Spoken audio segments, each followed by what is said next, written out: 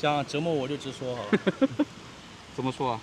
边框挺烫的啊，正面还行啊，后面好烫。小米17的边框没有小米17 Pro 烫啊，正反面差不多。我靠 ，iPhone 凉凉好多。，iPhone 烫好多啊啊！iPhone 整体都烫好多，正面你摸一下，你摸一下，你摸一下，你摸。你摸。iPhone 背面不烫啊 ，iPhone 的正面很烫。哦，17确实不怎么烫。Hello， 大家好，欢迎来到离线玩家 online 频道啊，又是我们的户外体验视频了。今天视频的主角是小米17标准版啊，7000毫安时的电池，骁龙815的处理器啊，以及给我过来2台16 Pro 啊，什么17 Pro，17 Pro，17 才 Pro，是16 Pro，你才16 Pro，我这个是16 Pro，我这个是正版的小米17 Pro，你没有正版，就是正版，昨天买的。正版的米凤是吧？我是正版的 iPhone 17 Pro。iPhone 真不行，我说白了啊，我的电池不行。我这台17 Pro 6300的电池，815的处理器，你是什么？那怎么了？你电池怎么了？4000怎么了？没有4000。3988怎么了？才3988，今天第一个下班。A19 Pro 怎么了？你好像没活了，突然。我说实话，这次小米17，哎呀，我说实话，要不是为了测小米，都懒得买这台手机啊。哪台要我手机啊？说啊，这台 Pro 啊，其实就是太垃圾了呀。虽然多了500块钱啊，但是它今天一定是第一个下班的呀。我有背屏啊，我这设计。有什么用啊？你这个手机丑啊！观众说这小米17丑不丑啊？可以把评论打在弹幕上啊。弹幕啊，把弹幕打在弹幕上是吗？把弹幕打在公屏上。好吧，现在我们的早上的早饭已经上齐了，我们待会要吃饭了。相关的设置以及流程呢，我们会摆在公屏的某个地方。大家如果喜欢视频，不要忘记一键三连关注。那我们先吃个粉啊，吃饭期间我们就放20分钟的 B 站4K 6帧视频。我们来看一下亮度啊，左边是17，中间是17 Pro， 右边是 iPhone 17 Pro 啊，是 iPhone 的亮度最高哈。我拉满拉呀，给我拉呀！两台小米拉一下啊，真的拉不上去了是吧？拉不上去了已经。那就拉了呀。小米最高就这么亮啊，最高就这么亮了，25度现在是，然后没有太阳的直射啊，这个亮度我说实话，中间的17 Pro 是最暗的。我觉得还行啊，我的小米看得非常清楚啊。那你看 iPhone 的呀，你摸着良心说话，一般，摸着良心说话。我没有心。现在这台手机我们是调到了一个差不多的亮度啊，这个 iPhone 的可视角度确实比较厉害啊，大家可以看一下啊，看到没？这一台橙色的 iPhone 哈。再跟大家说一下，就是2台小米，就是官方默认的那个膜，我们就没有撕了，出厂自带的。iPhone 我们就没有贴膜了啊。吃饭期间我们已经看完了20分钟的 B 站4K 视频了。期间呢 ，iPhone 的亮度一直很高啊，它亮度非常激进啊。然后我们为了保持统一亮度，也是调了很多次啊。现在 iPhone 还有98的电，小米17 Pro 还有98的电。我的17标准版还有99%的电。现在我们打王者荣耀了，我的 iPhone 17系列终于适配好了，恭喜恭喜！它现在可以游戏开120帧，加上次最高的画质了。跟华为一个水平，好吧？我们2台小米可以开到120帧加最高的画质啊。今天妥协一下，就跟它保持。激进有什么用啊？要持久，好吧？我的17 Pro 已经拉到最高了，怎么说？啊，你看这个，太菜了吧？这2个 Pro 啊，右边是 iPhone 啊，这个贻笑大方了呀。反正就这么亮，你看着办吧，好吧？我也搞不高了。大家看到了吧？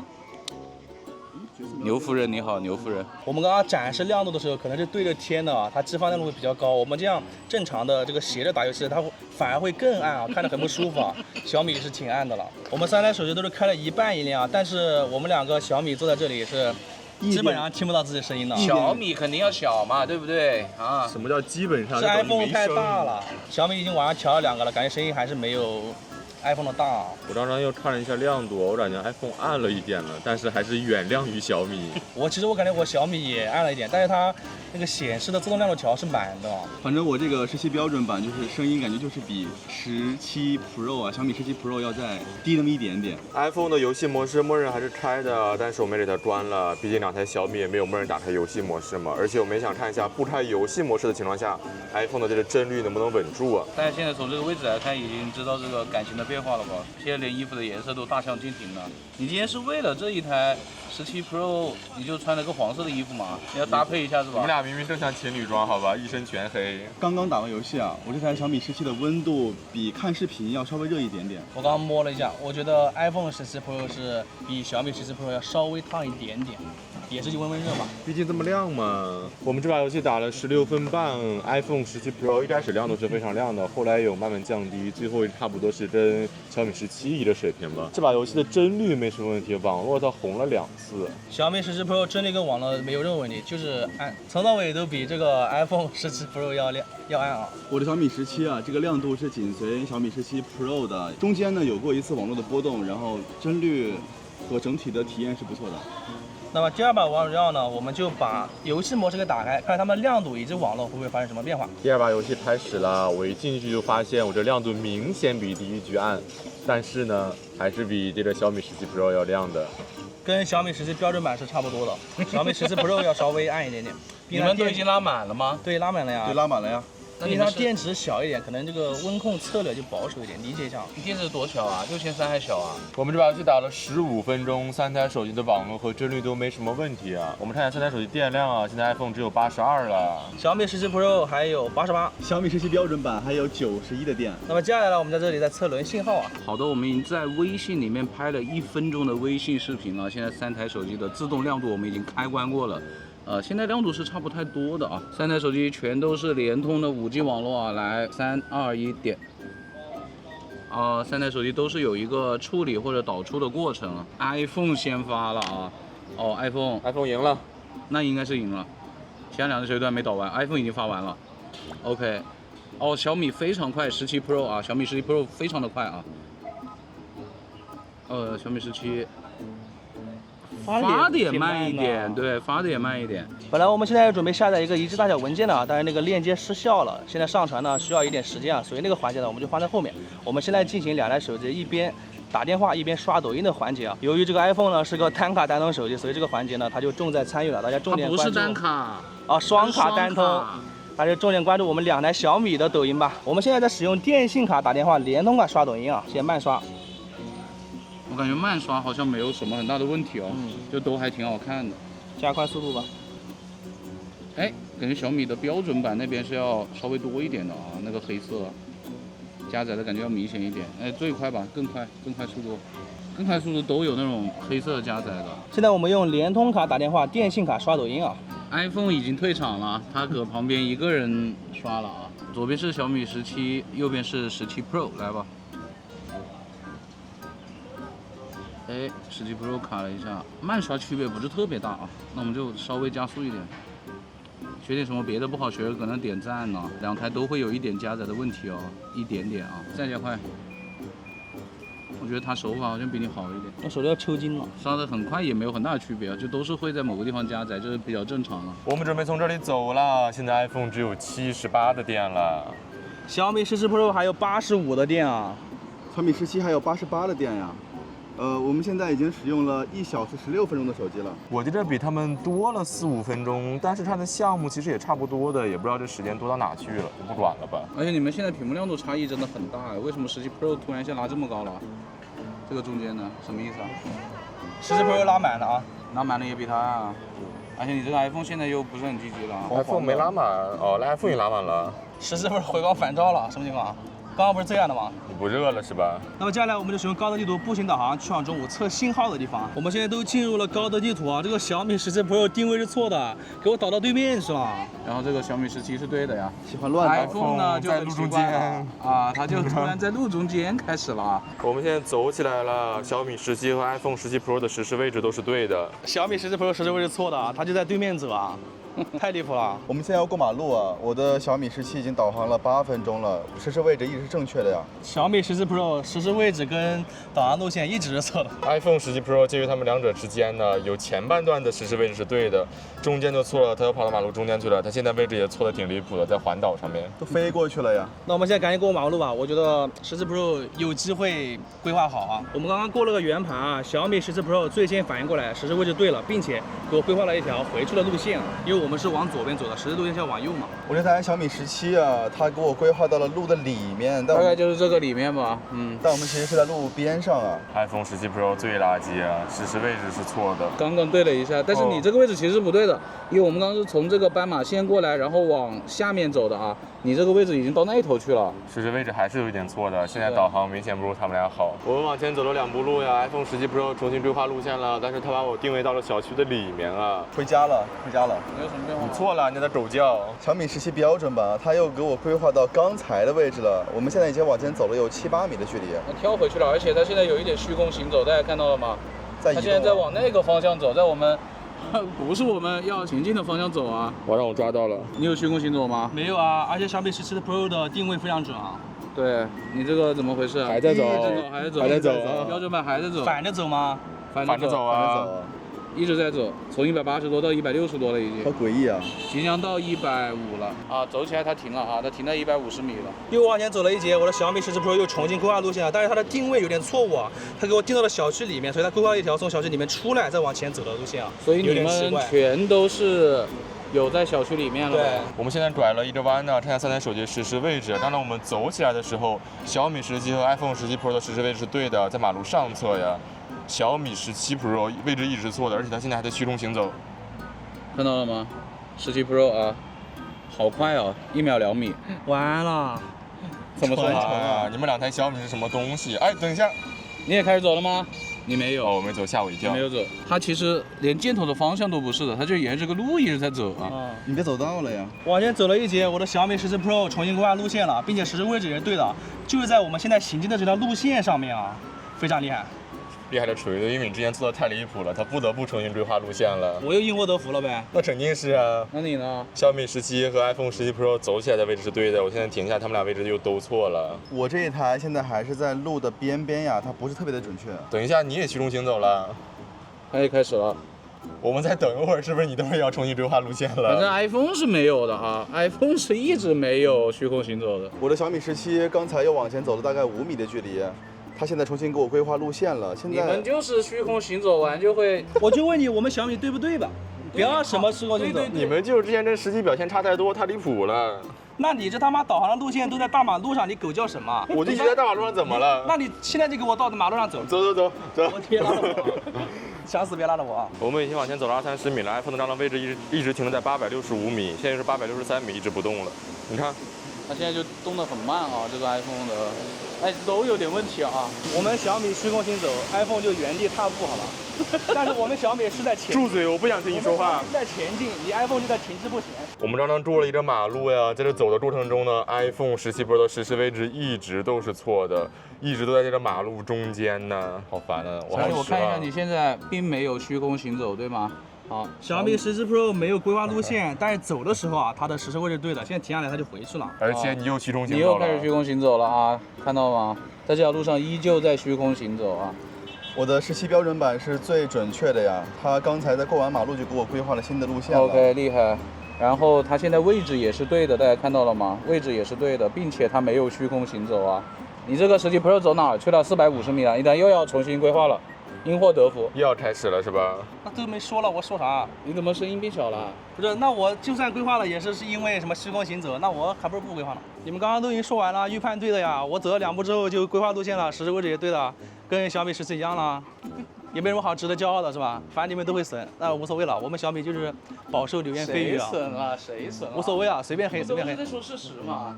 反正比 iPhone 17好。我们又多了一个路口了。刚才的行进路程中 ，iPhone 的实时位置一直是错的，而且它现在的实时位置也是错的。我们在马路的上侧呀，实际上并不是停下来才错的，是它一直就是错的，而且它规划也在我们的对面。但与此同时，2台小米全都是我们正确的这一条规划位置啊。只是刚刚这个小米17标准版呢，它在上一节路的时候是位置是有一点点错误的，大概就是我们走在上面，它规划是下面。那现在我们可能要去调理一下了，我觉得我们2个就没有必要了吧？你这需要调理，自己上去吧，有必要好好调理一下吧。别太湿了。我走起来看看位置对不对啊？哦，对了。啊，对了，位置也是对的，小米17。怎么没有变对啊？你也该调理了，因为我们上来了呀。它还在原来的位置啊，有点偏差。我们导航了40分钟，差不多到目的地了。整个导航过程中 ，iPhone 17 Pro 的实时位置都不是很准的，而且它也只重新规划路线了一次。但是呢，它没有虚通行走的问题，这是为数不多的优点吧。总结就是 iPhone 17 Pro 路边一条啊，这个导航。我的小米17 Pro 呢，实时位置没有小米17那么准，但是它归花速度还是很快的。出现了虚空行走的问题。我这台17呢，跟小米17 Pro 一样，都是有不同程度的虚空行走问题。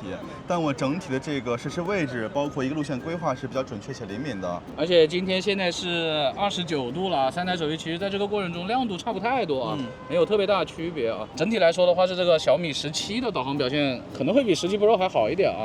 iPhone 呢，感觉问题也是比较明显的。现在 iPhone 还有67的电，小米17 Pro 还有75的电。小米17还有80%的电。接下来呢，我们就去厕所让他吃点东西吧。傻逼。OK 啊，我们已经到厕所里了。今天只有我们3个人啊，很明显有的人去吃甜品去了。三台手机都是开启了环境色自适应啊，是 iPhone 的要明显一点啊。小米17是2张卡都无服务，小米17 Pro 是微弱的信号 ，iPhone 显示联通没有信号。那我们现在打个电话试试看吧。联通卡3、2、1，点。打不通。哇，小米17先退赛吧。另外2台好，14 Pro 也显示联通无信号了，那就3台都无信号，都打不出来电话。啊，你在发的消息是什么？我们现在进入了微信界面啊，3台手机都红了。那我这个联通卡也没必要测了，我们直接切电信吧。我们现在切到电信卡了，2台小米就显示没有信号啊。iPhone 显示4G 一格，我们先打电话试试看吧。3、2、1，点。哎呀，小米17最垃圾，一下就不行了。这2台17 Pro 还能挣扎一下。哦，iPhone 打通了。哎，小米也打通了，小米17 Pro， 但是很慢啊。你看 iPhone 比它多通10几秒呢。我们现在准备用微信发消息啊，这个小米17标志版又记了红的，一点信号没有啊。那就不参与了吧，我们另外2台来发吧。3、2、1，点。iPhone 很快啊，发出来了。iPhone 发出来了。小米17 Pro 还在转啊，现在又显示无信号了。想不到这里有一天是 iPhone 最强啊！我操！虽然这个 iPhone 显示电信4G 一格，但是其实它的信号挺好的，它刷这个微博同城很快啊。那另外2台就直接没了。我真的好快啊，这个！啊！妈呀！我看这个 iPhone 抖音能不能杀？也不行，看它极限就是。哎，可以，再往下滑看看 ，iPhone 还是行的。确实啊，加的稍微有点慢，但是勉强能看吧。哎，把2台消息发出来了，发了1年才把消息发出来，然后这个界面还是没有的。哦，可以了。这都行了。又好了。看一下他们抖音吗？现在我们3台手机同时点一下抖音评论区啊，3、2、1，点。哇 ，iPhone 好快。还是 iPhone 强，然后是17标准版，17 Pro 拉了呀。OK， 那在这个厕所呢，就是联通3台手机全部都记了。电信呢是 iPhone 的表现最好啊，另外2台小米表现都挺一般的吧。没有想到有一天，在这个信号非常差的厕所 ，iPhone 居然是表现最好的那一个。还有谁说 iPhone 联动不好的？这小米17 2台不也是一坨吗？躺了一会儿复活了，好吧。我们现在到第2车库来扫一下2维码，3台手机全都是联通的4G 网啊。来，3、2、1走，1米微信。中间的小米17 Pro 最快扫到哦，2个小米出来了 ，iPhone 会稍微慢一点啊。我们现在还是用微信领那个2维码，大概有4到5米的样子。来，3、2、1走。哦 ，iPhone 最快放大，能扫出来吗？哦，全都放得很大了。哦，小米17 Pro 先扫出来了，牛逼！厉害呀！ iPhone 17 Pro 哦，小米17也扫出来了呀！哎呀，这谁没扫出来啊？谁没扫出来啊？谁呀？谁呀？你还搁那喝呢？我亲自来，这是我的手机。那你来吧。不懂，走开。你倒是一黄到底啊！买个饮料都买个黄的，你。没有，那是刚才从厕所里面。我拉。哎呦，扫出来了！是不是手动动啊？你看，我这手动缩小了一些。你看，这大概有快2米了啊！你这个太恶心了呀！你为什么一定要讲这种话呢？好喝吗？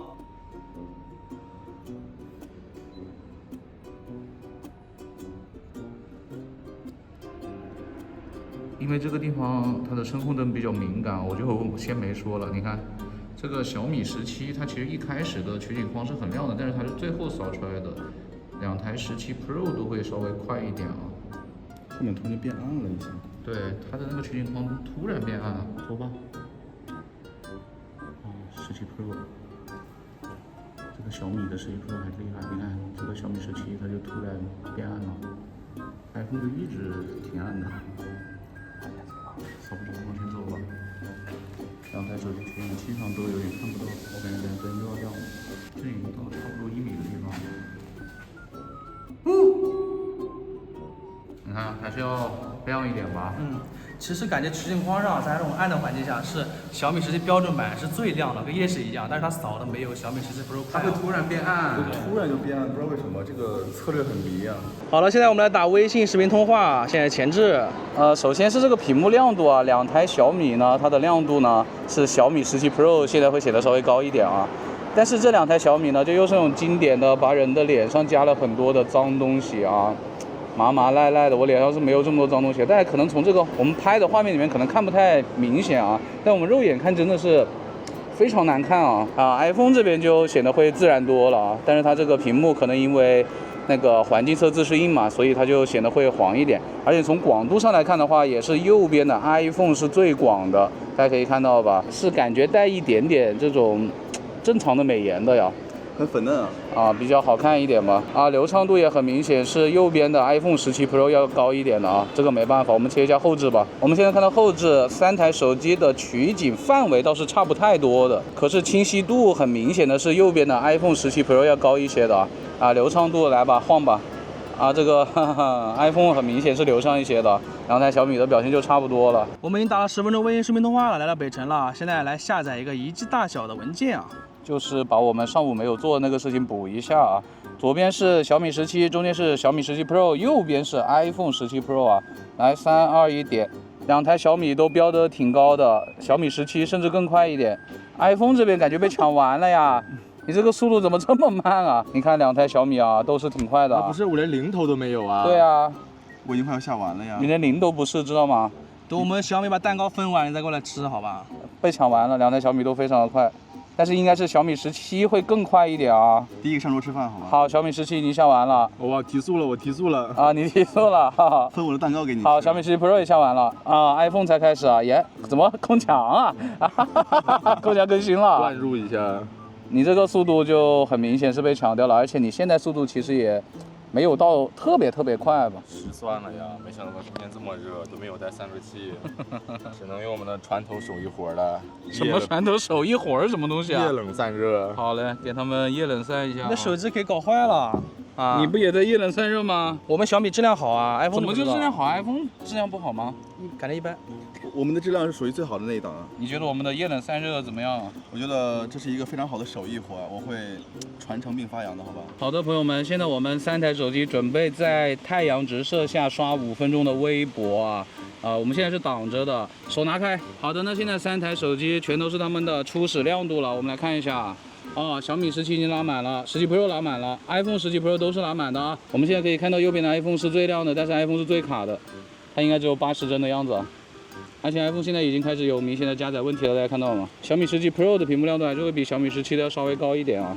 最左边的是小米17，中间是17 Pro， 右边是 iPhone。iPhone 感觉还是手指在屏幕上的时候像是120，就是你滑开之后就帧率就会低一点。是的，好的，现在刷大概2分钟左右吧。这个中间的小米17 Pro 是3台手机里面最暗的了。这个 iPhone 很亮，左边的小米17也挺亮的啊，但是中间这个就很亮了呀。iPhone 降了呀，降了，刚刚很明显降了一下。iPhone 又降了一下了，它刚刚在很短时间里面降了2次啊。现在3台手机肉眼看起来还是 iPhone 会比较亮一点，但是领先幅度已经不高了。iPhone 又降了 ，iPhone 又降了，很明显的又降了。现在气温大概是30度，有点热吧，但是没有到特别热啊。那小米赶到好时候了，最近好几期都没有杨诺下刷微博。确实，但是能够感觉到 iPhone 的这个抗反射还是比较有效果的。两台小米我们都是原厂模啊，但是感觉小米17反而还清楚一点，它那个抗反射效果感觉会稍微好一点。哇，刚到5分钟，这个中间的小米17 Pro 啊是明显的锁60帧了。iPhone 会比它稍微流畅一点，感觉就锁到80了，手在上面还是有120的啊。小米17反而没有降啊，锁60帧了，很明显的60帧啊。然后3台手机的亮度是右边的 iPhone 会稍高一点点，2台小米是差不太多的。但是 iPhone 11 Pro 在一开始它的网络就感觉加载的会比其他2台小米要慢一点点啊。我们来看一下现在的亮度，3台手机全都是拉满的，也没法拉了呀。小米17 Pro 最后锁了60帧啊，17还是没有啊。想折磨我就直说好了。怎么说啊？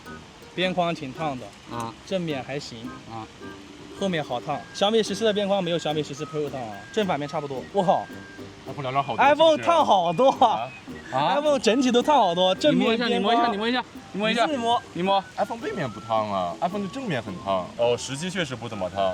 好的，我们准备开始录像了。3台手机刚刚又经过了一轮液冷散热啊，3台手机我们全部调到了4K 60帧，防抖都是标准，把它们的 HDR 都关了啊。我们来看一下逆光之王的表现怎么样？好吧，我们是户外之王啊，这是我们团队创立的目标啊。好，今天拍2个人啊，他们现在站在一个阴影的分界线上啊，我现在慢慢向他们走过去。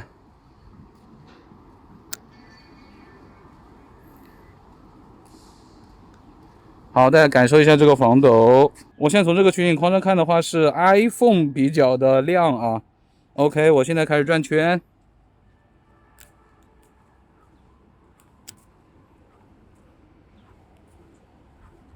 这个小米17的屏幕已经是掉帧了啊！你们2个能不能像活人一样呢？哦，现在2台小米的取景框已经都掉帧了，大家看到了吗？右边的 iPhone 是流畅的，很明显他们俩只有30。对，已经没有60帧了，这才拍了不到1分钟呢啊！现在我离远一点，向他们2个跑过去，我跑，好嘞。这个2个小米的屏幕又暗又卡呀！我现在在跑着转圈啊，大家可以看一下有没有眩光之类的东西啊。防抖我从这个上面已经看不出了，我只知道 iPhone 很丝滑。好，现在经过太阳，有没有看到眩光什么东西啊 ？OK 吧，我再转过来拍拍你。我已经看不清2台小米的屏幕了，我也说不好谁的颜色是更准的。iPhone 这边的颜色显得会相对来说更浓郁一点啊，而且只有 iPhone 现在是又亮又流畅了。其实中间的小米17 Pro 亮度也还可以啊。现在我要做前置视频录像啊，他们你的3个都是视角能不能不要这么直男？ 4K 60帧。哦，这个 iPhone 它视角要广很多哦，而且感觉 iPhone 也是最流畅的，现在感觉 iPhone 的宽容度也是比较好的呀。这个后面的蓝天就分层很明显啊。人看起来也挺自然啊，这 iPhone 前置不错的了啊。走起来，走起来。刚刚其实是没有经过散热的，但是2台小米现在前置也是很流畅的。对，但亮度是不如 iPhone 的，你感觉呢？是的，是的。我现在往亮光处走一走，看有没有什么眩光什么的。怎么说？绕一圈。我会没有什么奇怪的眩光啊。好的，我们现在准备用前置的人像模式啊，来拍一个合照。2台小米呢，它们的视角啊，现在是很明显的比右边的 iPhone 要广一点啊。iPhone 呢，其实是在它拍照那个模式下是可以自动缩的，但是人像模式下它是不能缩的呀。然后呢，2台小米它们的美颜默认的还是不太一样的，一个是什么立体美颜，一个是什么清爽美颜啊。那我们就不管了，就按他们默认的来。那我们现在来拍个合影，这个视野范围差太大了。3、2、1，笑。好的，现在我们逆光了啊，我们来看一下逆光之王。当然这是前置的人像模式啊。好，现在我们顺着光再来一张，3、2、1。我们现在是准备用他们的拍照模式的前置来顺光拍一照。这个 iPhone 这边它怎么没有自动缩呢？它应该是可以自动缩的，你看它其实是可以缩的啊。人物居中关闭，我们就手动给 iPhone 弄到最广了啊，因为它是有的嘛。我们现在逆光再来一张啊，拍照模式的前置，3、2、1。好，现在我们回到阴影里了，再来一张，3、2、1。我们现在准备拍人像了啊，还是拍我们的小宝。他们的人像有一点区别，这个焦段，小米17呢是1倍和2.6，小米17 Pro 是1倍、2倍和5倍，iPhone 是1倍、2倍和4倍啊。那我们这个小米17就赔一张2.6倍吧，因为这个人像模式不能随便变焦啊。但是跟大家讲一点啊，现在中间的小米17 Pro 的屏幕是最亮的，我们在这个过程中是没有退出过这个拍照界面的，所以它的亮度还是蛮持久的。大家可以看到、iPhone 突然变暗了一下。对，刚刚 iPhone 又变暗了，对吧？好，那我们就开始拍吧。我们先拍个顺光的，他们小宝他已经晒了很久了。黑衣黑裤黑袜子，我不也是吗？我不也是吗？真情侣，你在逼逼什么呢你？真的 CP。好1倍啊！小米17第2张就已经切换镜头了，但其他2台都还是裁切的。第3台小米17就没法变焦了，其他2台就是切换镜头的了。现在是 iPhone 的屏幕，我有点看不清楚了啊。好的，朋友们，逆光之王对不对？我们现在就纯逆光 ，OK 吧？来拍人像啊，还是跟刚刚一样的啊。这个 iPhone 的实时虚化感觉还是会有点穿帮嘞。就挺明显那个人边上，好，大家可以感受一下这个逆光之王的表现是怎么样的啊？我看一下这张长焦的成片看，我感觉 iPhone 的这个人像感觉宽容度还高一点啊，但不一定啊，大家最后看成片啊。我们已经转移阵地了，那边太晒了，但是我们现在还是晒在太阳底下，因为我们要看一下逆光之王的表现怎么样啊。现在这2位又站那儿了。他们背后就是大太阳，你为什么站在身后呢？那我们现在用照片的模式啊，来给他们拍一下，因为我要带到那个阳光，所以角度会有点奇怪，朋友们啊。你干嘛啊？那我们就从超广角开始啊，他们身后就是大太阳啊。哇，这个 iPhone 的超广角广好多呀，他们2台小米好像超广角只有17毫米啊。我说实话，超广角还是要广一点的啊。2台小米都是用的徕卡生动啊。我从取景器上看，我觉得确实小米17 Pro 的要比小米17要好一点啊。但是我感觉 iPhone 其实也还不错嘞。我们直接用5倍吧，因为他们都有一个5倍左右的那个镜头啊。那个小米17的2.6倍我们就不用了。我确实觉得这个17 Pro 要好一点哦。iPhone 其实也还挺不错的，因为它这一次的长焦是有比较大升级的。我们又回到了阴影里面，就是韩宝的心里面啊。还是拍他们2个，我们还是从超广角开始吧。哎呦，我感觉 iPhone 的这个宽容度确实还可以哦，但是发色上其实 iPhone 没有那么的自然啊，它并没有特别的真实啊。那我小米17这一张我就用2.6倍吧。其他2台我还是用裁切的，iPhone 的照片层次感感觉差挺多的了。再来一张5倍吧，我就只拍韩宝一个人了，看着我载种。3台手机我们现在还是拍一下这个比较好看的建筑啊。现在的屏幕是小米17 Pro 的显得最亮啊。哦 ，iPhone 这个超广角真的广太多了。从取景器上看，这个对比度感觉还是小米的会好一点，但是小米的阴影处有点发蓝啊，然后整体的蓝色的部分感觉都是有一点溢出的。接下来照片2倍左右那个焦段，我都用小米17的那颗2.6倍的长焦啊，其他2台我都是用的2倍的裁切啊。而且刚刚在这个过程中，我感觉小米的这个震动是不是有点微拉呀？这个小米17这个5倍已经是裁的了呀，10倍这个小米17确实显得挺糊的了。哦，小米17 Pro 明显清楚太多了呀。再看一下 iPhone 这个8倍啊，哦也是挺清楚的。好的，接下来我们用3台手机的长焦镜头啊，只用那一颗来拍一下那边啊。那边有一个很远的什么国际广场啊什么的几个字啊。我们从5倍开始了，小米17我们也从5倍开始了，因为它有一个5倍快捷按钮啊。我觉得悬念不是很大吧。iPhone 这边就是4倍啊，2台小米的下一个焦段就是10倍了 ，iPhone 就是8倍啊。好的，10倍就已经有比较明显的一个差距了啊。那么10倍之后的下一张就是30倍了啊，那硬件差距在这一刻就体现的挺明显的了。而且2台小米的30倍都跳出来了，他们会 AI 了哦。iPhone 的这个30倍感觉比其他2台要稍微大一点啊，听到没？你大一点，哪里大一点啊？倍数大一点，画面大一点。最后一张呢，小米17最高拖到60倍，那我们2台小米就都拖到60倍 ，iPhone 只能40倍啊。完了，这把不够大了。我们拍另外一栋楼上的字啊。最后3台手机呢，我再拍一下身后的绿叶啊，上面已经有一些这种红色的这种叶子了啊。来吧，这里我就用他们的3个光学焦段了。2台小米其实也有一点区别呢，感觉小米17 Pro 那个颜色会更加准确一点啊。最后一个他们的光学焦段那个焦段可能会差的比较多啊。从这个画面上来看的话，最接近真实的其实是小米17 Pro iPhone 那个我总感觉不是特别的真实啊。我们刚刚把3台手机从架子上面拿下来了，我们准备拍一下微距的。然后我拿着这3台手机的时候，2台小米是明显比 iPhone 要烫一点的。这个小米17 Pro 是最烫的，但是它的屏幕确实也是到后期最亮的。那我们现在拍一下微距吧。好，景深扩展我把它关了。啊，它是说要我离远一点，但实际上还是能拍到远的啊，大概是这样啊。我们这里测试的是长焦微距啊。接下来这个小米17 Pro 呢，它跟17 Pro Max 还是有一点点区别的。它这个是20厘米的微距啊。17 Pro Max 好像是30厘米的微距，但它们焦段好像是一样的，我也不知道为什么，刚刚出 bug 了。刚我划开那个相机界面的时候，它卡住了，大概3秒钟啊。哦，它在这里变化了啊，那大概就是这个位置了。再往前它可能就会切了。现在显示光圈是 f3.0啊，就是用长焦拍的了。iPhone 其实我们上一次17 Pro Max 已经拍过了，它其实离得挺远的。那我们来吧，这里的就特别远了啊，大概就是这个距离了，可以说没有吧，长焦微距哈。就这样子吧。啥呀？我们准备从这里走了。现在 iPhone 17 Pro 只有32的电了，厉害厉害。垃圾啊！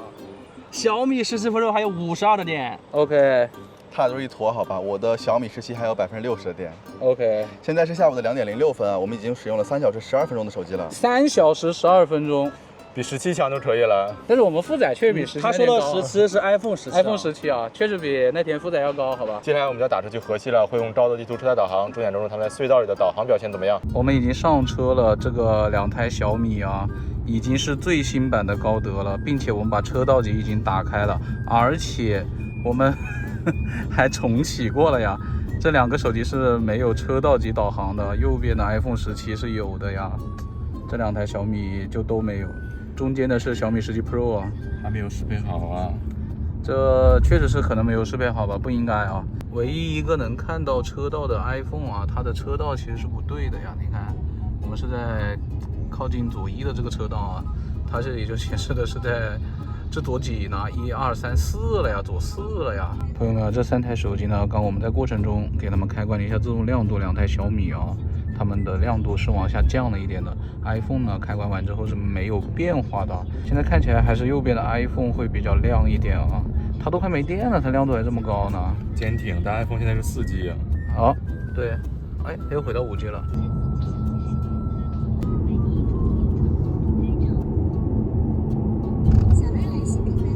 干嘛？你后面睡屏了，你知道吗？你头发在闭目养神啊！你后面是屏的。好的，朋友们，我们现在在右转，我们现在准备进入到隧道了呀。现在 iPhone 的车道是对的呀，其他2台我们看不着啊。现在屏幕是小米17 Pro 最亮了，感觉它调节的会慢一点，或者它甚至就没有调节。这 iPhone 速度怎么是0了？就你嘛，什么冲8呀？没有了 iPhone 速度。对啊，这个小米17 Pro 的自动调节亮度绝对有点问题啊。现在我们这个环境下的话 ，iPhone 这个亮度看着是比较舒服一点的。好的，我们现在刚刚进入这个弧线行驶 ，iPhone 明显是滞后了。2台小米看着还是有点准的，但是它没有车道级嘛。iPhone 现在也进入到这个弧线了。小米提前进入。我们现在进入到岔路口了，看一下。iPhone 还是比较准的，小米17啊，2台其实小米都会稍微快了一点 ，iPhone 还是相对来说比较准的。好，2台小米已经开出去了，但我们现在实际的位置是 iPhone 比较准一点啊。看到2台小米有一段时间没有速度了，现在 iPhone 还是没有速度啊，有速度了。OK，iPhone 飘了一下啊，整体的话 iPhone 还是比较准一点的。我们导航了30分钟，终于到目的地了。2台小米的沼泽地图现在都没有适配车道级导航了，所以我们只能看一下 iPhone 的。总体来说，感觉 iPhone 会稍微准一点吧。现在 iPhone 还有26的电。小米17 Pro 还有47的电，小米17还有55的电。现在是下午的2点47分，我们用了3小时44分的手机。你快没了呀！饿死了，赶紧去吃饭吧，还是照例打产啊？金山产我们最高只能拆到60加超轻加极高呀，至臻都拆不了，什么废物小米iPhone 是能开至臻的。妈的，你就30的电，20多的电拿开至臻，强录一下他们吧。真的是。跟大家说一个情况，就是 iPhone 的这个扬声器的声音大太多了，它是从中间往下降了大概2格啊。小米17 Pro 是往上升了几个啊2个，我们俩都升了2个。你也升了2个。对。但是感觉小米17的声音还是会比小米17 Pro 要稍微小一点啊。对对对。所以你比它小呗。啊，这我不承认。你们就可以吃了，我还没拍呢。这比我都大，好吧？这个手比在上面，大家看一下。我们这把游戏打了37分钟，3台手机的网络和帧率都没什么问题。现在 iPhone 只有10%的电了啊！小米17 Pro 还有36的电。我是最难熬的呀，我的电量还有47%。现在是下午的3点半啊，我们已经使用了4小时28分钟的手机了。4小时28分，对好。我感觉你可以超越 iPhone 17了，肯定超越 iPhone 17了。现在菜都上齐了，让大师来拍点照吧。朋友们，我刚刚拿到这个手机啊 ，iPhone 17 Pro 现在只有8%的电了。还有一点啊，这个 iPhone 17 Pro 的自适应电量，它默认是打开的，我们就没有关了。拍吧，开始拍吧。iPhone 现在这个取景器有点卡呀。比2台小米明显要卡，而且 iPhone 17 Pro 是最热的，还是1倍拍全部，2倍拍他们的单个的菜。小米还是徕卡生动 ，iPhone 还是比较真实且好看的。2台小米显得这个颜色有点冷啊。iPhone 竟然还好看了，我的天！好看一点，至少从取景框上是这样的。今天的菜都好大哟。和我一样吗？们要是有那么可以去转行做特勤演员的。啊，小米17 Pro 确实感觉比小米17要好看一点啊。什么特勤演员不准聊那种东西，我们是一个绿色、健康、正能量的节目。特勤演员怎么了？哪里不绿色，哪里不健康？啊，机这张呢，那就确实是两台小米要好看一点了。我们3台手机吃饭期间就看 B 站1080P 原画的直播，并且打开弹幕。三台手机现在亮度没有特别大的区别啊。然后这位朋友已经开始忙活起来了啊！哇，好难切呀、我靠！难切吧？那你别吃呗，那我那来切。不一定，难切的不代表难吃。我们在吃饭过程中看了就快30分钟直播了，但是呢，现在樱木呢，搁这看直播呢，看谁的直播呢？三星的那种，这个声音很耳熟啊！它的显示屏幕的显示区域会更大。这谁呀？牛夫人。是真的，三星那个会，竟然没有露脸。三星的那个屏幕，你以为看电影？看了30分钟 B 站直播了 ，iPhone 17 Pro 只有2%的电了。小米17 Pro 还有30%，小米17还有41啊。现在下午的4:05，我们已经使用了5小时1分钟的手机了。耶，已经超越了 iPhone 17了，撑过5小时大专了，可以了。然后我们因为还有朋友没有吃完啊，所以呢，我们现在在这儿刷个10分钟美团吧，让它结束在这个环节算了啊。 iPhone 就1%了。看到刷美团还是没有问题的啊，两台小米呢也没啥问题。已经用了这么久，你感觉澎湃是3卡吗？今天用的挺流畅的。但是我是遇到了一次小米17 Pro 打开相机的 bug 啊，卡住了大概3秒钟啊。这个 iPhone 啊，感觉不对劲了啊，已经卡了，快要GG了。对你到桌面。哦，要对 GG 了，要没了要 GG 了，看时间吧。要记了，这桌面已经没了没了没了。5小时5分钟，朋友们，iPhone GG 没有电了。iPhone 17 Pro 最终就是5小时5分钟了啊。17 Pro 28，17 40，小米啊。40啊，OK。这台 iPhone 17 Pro 的续航比我们上一次的 iPhone 17是好很多的，毕竟今天天气也有那么热，而且游戏负载也比上次高。电池是大了300毫安时了，也还是那样吧。只能说比 iPhone 17可能好一点吧，但是也有可能是系统更新了，应用适配了啊。我们也说不准，反正它的成绩是比上一次要好一些的了。反正 iPhone 17我们之后也会再测一次嘛，到时候看看它的表现怎么样吧。现在我要充电了，等会儿再去书域里面测信号什么的。大家可以看到右边的 iPhone 17 Pro 是插着充电宝的。我们现在来扫一个支付宝的共享单车二维码，中间的是小米17 Pro， 它硬要反着站，我们也不知道为什么。我也没地方站了。好了，来，我们3、2、1挪开。哦。好像是右边的2台 Pro 稍微快一点点啊。是我挺快的，就是有广告，随之加载的广告啊。OK， 你在笑什么呢？没有笑什么呀？这个宣传标语啊，非常的文明啊，对吧？而且非常的便宜实惠啊。你是看错了是吧？我们走吧。我们现在在门口扫一个支付宝的二维码，3、2、1走。是 iPhone 最快扫到哦 ，iPhone 最早进去。OK， 小米17还是最慢的啊。好的，朋友们，现在我们已经在书艺烧仙草里面了，这个地方信号比较的抽象了。现在3台手机全都是联通5G 了，我们已经在微信里面拍了1分钟的微信视频了，2、1点。而且我们给 iPhone 17 Pro 其实是充到了26%的电了。iPhone 最早发哦，其次是小米17 Pro 啊，感觉小米17 Pro 是有速度的哦，小米17也开始发了，而且它也是有一点进度的。哦，小米17 Pro 遥遥领先 ，iPhone 第一个发，但是就卡在那儿了。iPhone 现在切到4G 了，2台小米还是5G。3台手机我们都是开了环境色自适应的，2台小米就还像以前一样，感觉开了跟没开没什么区别，屏幕都有点蓝了，而且它们的屏幕色彩模式是专业原色。哇，小米17先发出来了 ，iPhone 其实也赶上来了，17 Pro 发出来了 ，OK。iPhone 又是那样就是很快一下。这个 iPhone 最后也卡，就一直卡着啊。跟小米学的。朋友们不等了，这个 iPhone 卡这里1分多钟了。现在我们准备下载一个300兆的视频素材啊，3台手机又都是联通的5G 网，来吧。3、2、1点，2台小米大概都只有1兆左右啊。哇，我的 iPhone 很好。iPhone 好像要被反超了，已经被反超了，被2台小米都反超了。因为我的 iPhone 是4G 啊。被制裁了吗？朋友们，我们已经下载了几分钟了，他们的网速是在交替领先的。现在中间的这个小米17 Pro 又开标了，它就要下完了。OK， 它下完了。我的 iPhone 17 Pro 也要撵上来了，感觉速度好像是变快了一点点了。看它能不能赢小米17吧。我感觉小米17 Pro 下完了之后，这个速度全被 iPhone 抢过去了呀。超了，反超了，哎呀！我们下载的是同一个文件啊，它只是在2个不同的系统里面显示的那个大小是不一样的。实际上是一样的。OK，iPhone 第二个下完，没有变化呀。没有变化呀，它这个速度。小米17的网速这个字体怎么感觉不大一样呢？好小哦。你看跟他们俩都是这 K，它这没有加粗吗？那朋友们，我们不等啊，它现在还是几百 K 的速度啊。我们打王者荣耀10v10了，进入了我的 iPhone 的复活赛呀，还都是120帧加上4最高的画质，3台手机的游戏模式全都关闭。现在这3台手机的亮度差不太多，感觉两边的小米会稍微亮一点点啊。唉，我这 iPhone 一进游戏就是90帧，然后立马跳到了80帧。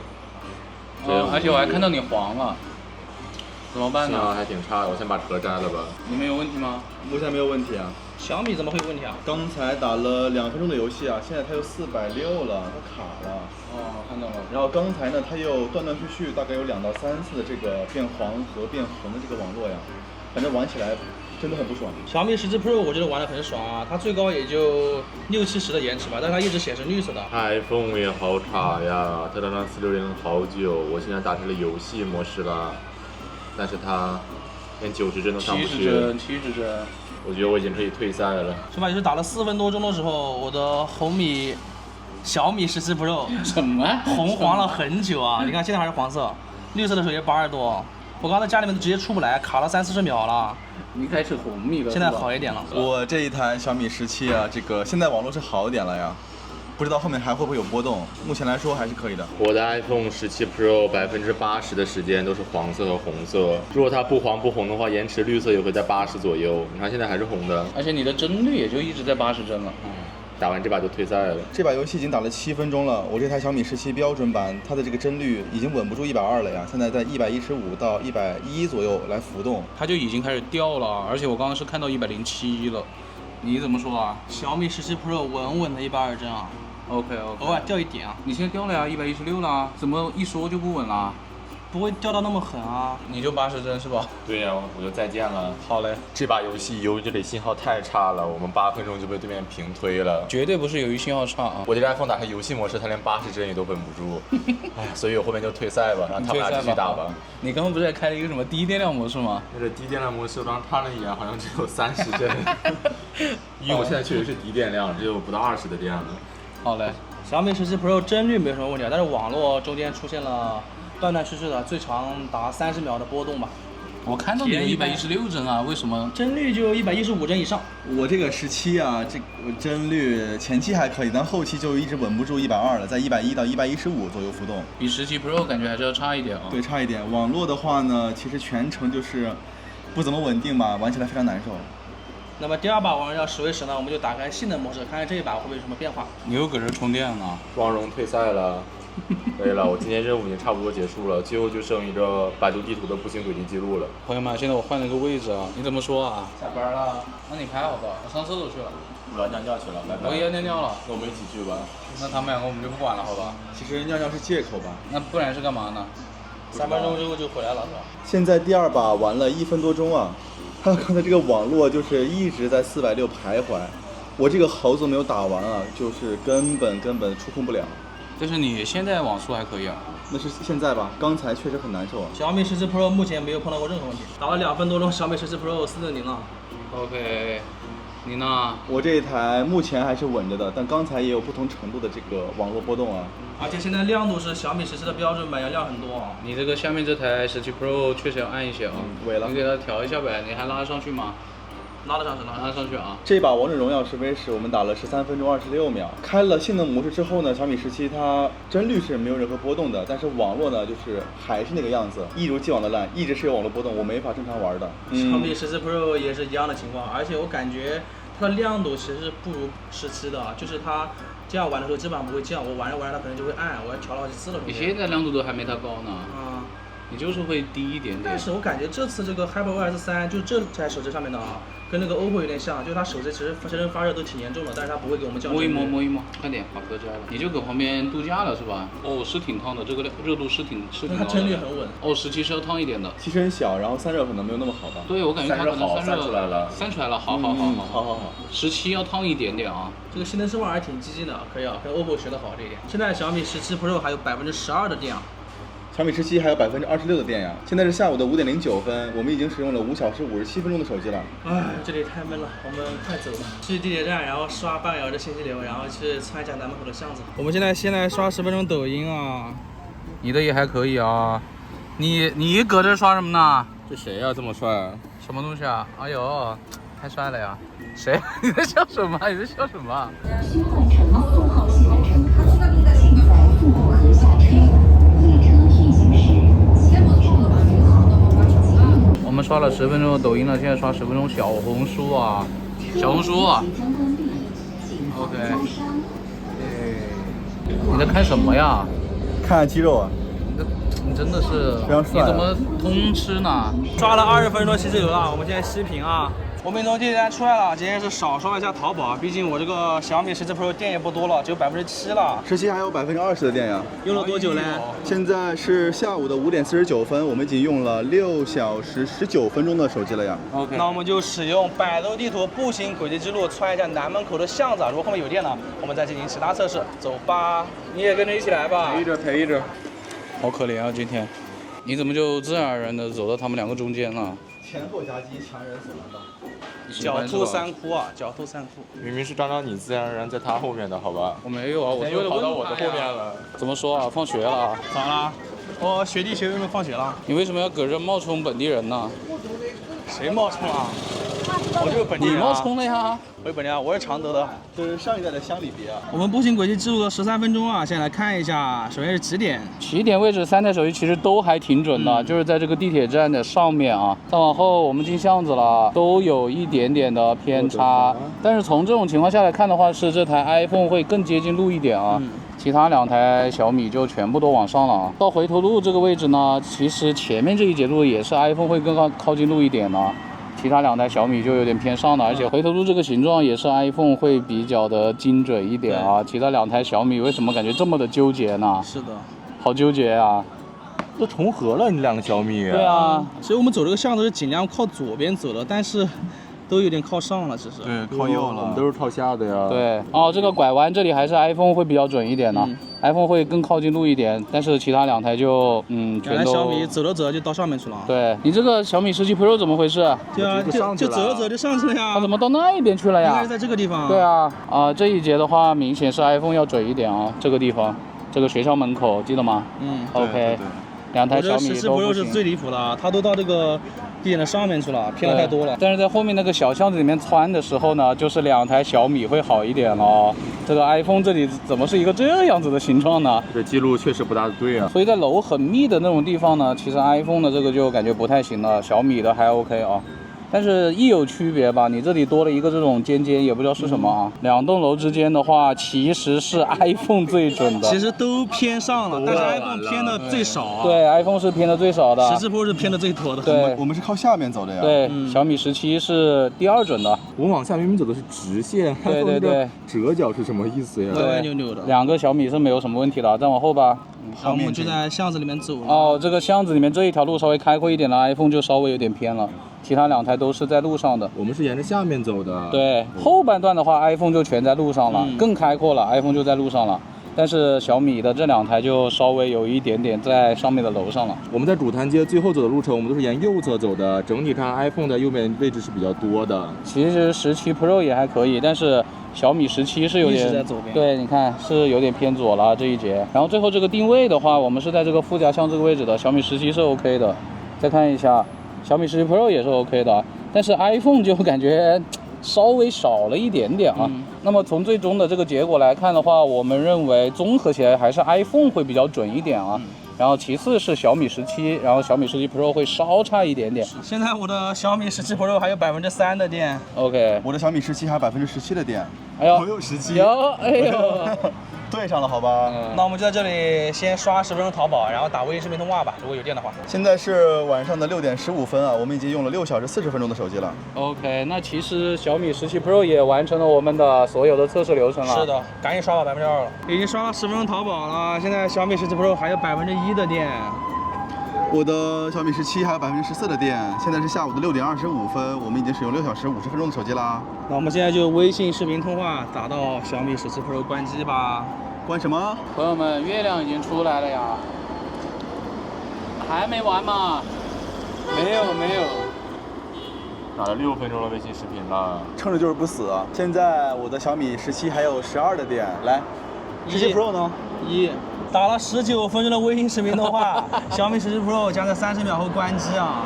终于是熬不住了呀！7小时10分钟，刚刚好啊！有小米17还有9%啊！有一说一，这个14 Pro 的最后1%相当耐用啊！ OK，完事了GG。 OK，到时候我们就给大家总结啦。好的，朋友们，就由我续航最差的 iPhone 17 Pro 开始今天的总结吧。一点都不意外。它今天的整体时间呢是5小时5分钟。哎，小米17 Pro， 它的亮屏时间是7小时10分钟。我的这台小米17呢，现在还有8%的电，用了7小时19分钟了呀。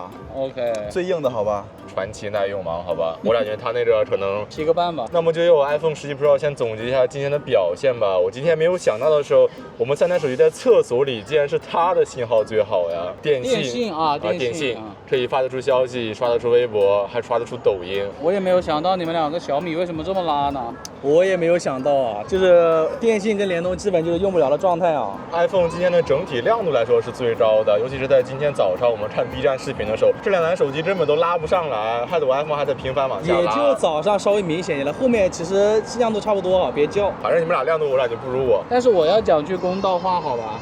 那个刷微博的环节，你一开始亮度确实高，然后你也持续了比较久，对不对？但是你80帧呐。那没办法，我只有80帧，我手台一直在上面，可能才是120。你连王者10v10都80帧呢，反正打10v10就不大行。均热版白安了是吧 ？iPhone 的亮装扫码还是传统强项啊，但是在暗装扫码的时候，就被这小米17 Pro 暴打了呀。它今年那个扫码的优势感觉不明显了，几乎没有了。哎，真的不行，之前的 P80U 也特别强啊。就感觉它扫码扫的糊糊的，扫不出来，在暗光的时候。还是没有适配好，好吧？怎么还没适配好呢？虽然它已经更新了一个 iOS 版本了，但是必须得说一下这个 iPhone 17 Pro 啊，它的续航肯定是比 iPhone 17要好的，对不对？毕竟它也大了300的电池嘛。而且我们那一天的温度和今天整体环境的亮度都比那天要高，它续航还要再长一点啊。而且我们的负载也更高啊！这3台手机的车载导航 ，iPhone 17 Pro 勉勉强强正好吧，因为它有车道级，那2台连车道级都没有。虽然我觉得 iPhone 车道也是不咋对的。现在该你们说那句话了呀，这个没适配好。可以，让他们俩继续说吧。OK， 我来说一下我这台小米17 Pro 的表现啊。这它优势可能就那个暗光扫码啊，跟夜视一样，非常快啊。总的一天使用下来，我觉得我的17 Pro 有惊喜也有遗憾吧。比如说那个厕所表现真的是太差了，真的是出乎我意料。我从来没有想到有一天小米在那个信号非常差的厕所能有那样的表现，2张卡全都失联。那小米带这个手机过去拉屎你也别想了，好吧？你就不能自己带下纸吗？惊喜的话，我觉得可能就是这个 HyperOS 3吧。首先它的性能调度其实挺激进的，打王者荣耀10v10，它基本上不会掉帧，即便机身发热非常严重啊，它的帧率也非常稳定，有点 OPPO 的那意思啊。性能模式跟均衡模式都还不错。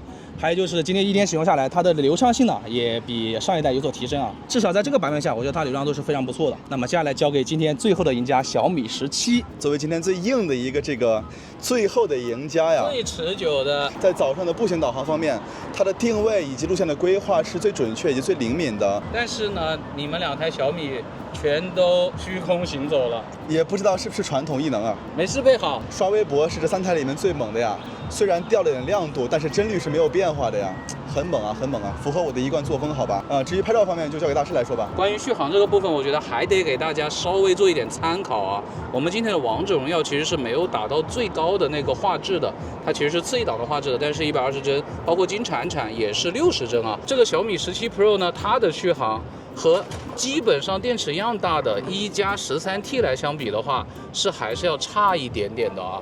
1+13T 那一天我们最后是打了120帧的金铲铲，打到它没电也是6小时50分钟了。为什么这么说呢？是因为这几台手机的尺寸是差不多的，而且今天用下来还一个感觉就是这一代骁龙8E5好像是没有什么能效上的提升，它就是电池变大了，力大专飞了啊，而且发热什么的控制的也就一般般，因为我们今天负载没有特别高啊，反倒是这个 iPhone 17 Pro 啊，它的发热那些东西控制的就还可以吧，比 iPhone 17是明显有加强的。那我就再来聊一下拍照吧。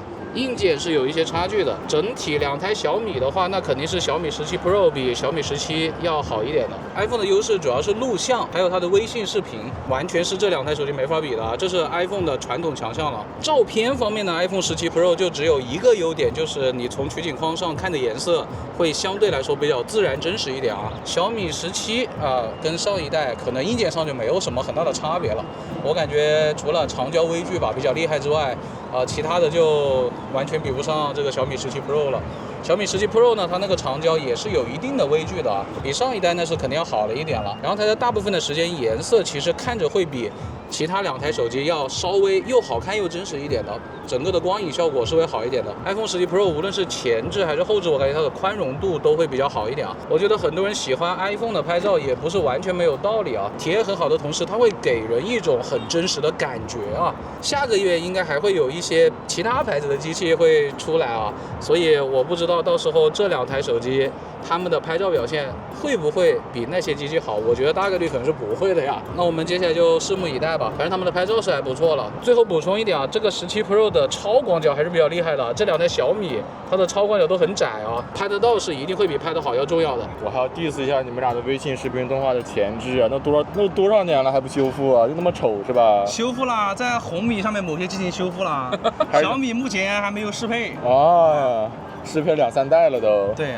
就看着人非常丑啊，麻麻赖赖的。安光扫码今天在地下车库的时候，小米17啊，在这个樱木手还没有拿开的时候呢，它的亮度其实是最亮的，有一种夜视仪的感觉。但是在手突然拿开的一瞬间就黑了。对，它会变得很暗。对，有2次是这样的情况。好了，那么以上就是本期视频的全部内容了。大家如果喜欢我们视频，不要忘记了一键3加关注，跟到现在视频请继续关注离线玩家。当然，我们下期视频再见，拜拜拜拜拜拜拜拜。最后再感谢一下，这台小米17 Pro 是我们粉丝朋友提供的呀。对，我们非常非常的感谢。谢谢谢谢。